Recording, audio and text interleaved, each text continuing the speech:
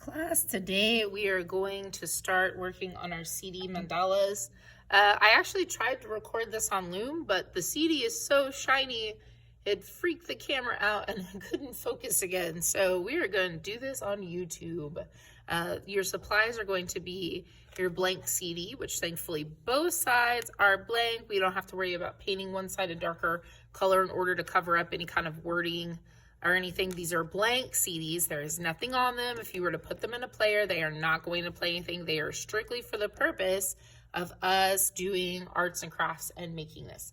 We're going to take these and we're going to end up stringing them all together and making a hanging sculpture, which hopefully we can either put up in the classroom or the hallway. And it's going to look really beautiful coming off of the lights. So the first thing you're going to need, of course, is your blank CD. You're going to need a ruler and you're going to need this Sharpie, which I will provide all of those to you. There is only one CD per student, so be really careful that you are paying close attention so that there aren't mistakes that you cannot reverse. So what we're going to use the Sharpie for is this is going to be the guidelines for us to paint over. We're going to be using acrylics, which is great for painting on most plastic and hard surfaces like this. We won't be able to use anything water-based because they will not dry properly or stay. Remember that acrylic stains your clothes and can ruin things, so please make sure you're not wearing your favorite jacket or hoodie. Of course, I have aprons, but they only cover up a certain portion of you, not your arms. First off, we're going to go ahead and we're going to take our CD and we're going to figure out how tall it is so we can figure out where the center is so that we can put our guidelines in order to make sure that this has radial symmetry. I know we talked about that earlier this week in class. So we're going to take at the top in the very center to figure this out. And it shows that our CD is 4.5 inches tall. So half of 4.5 inches is 2.25, 2.25. So we're gonna line that up like so.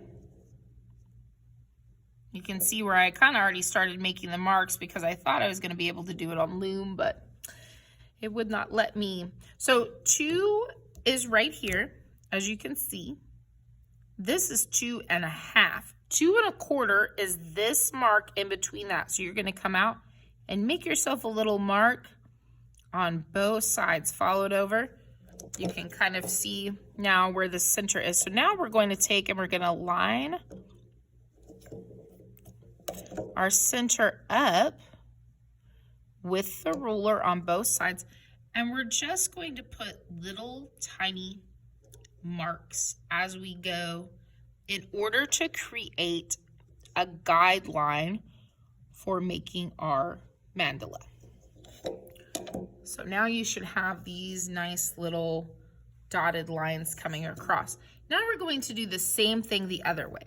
So you're going to put your dotted lines up like so, and we know that we need our lines to be 2.5 or 2.25. My bad, 2.25 inches.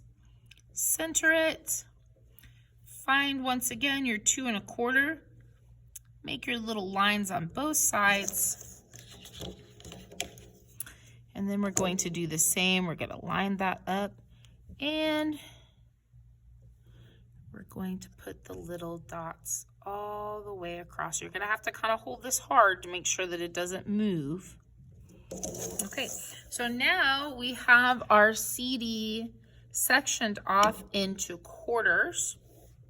If we wanted to do it again, that would be fine, but you technically only need 4 if you think that you can draw the rest in. Now, on the paper we had, it was done again and again, so we could do that again to make it a little easier, but I'm going to start off by creating that as well. So what we would do is we would turn that this way to where it was straight up and down. And once again, you find your center. Okay. where we see about the same amount amount of the center section on both sides. Put a little mark. Put a little mark. And we're going to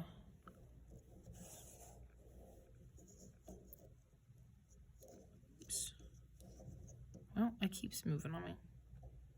There we go.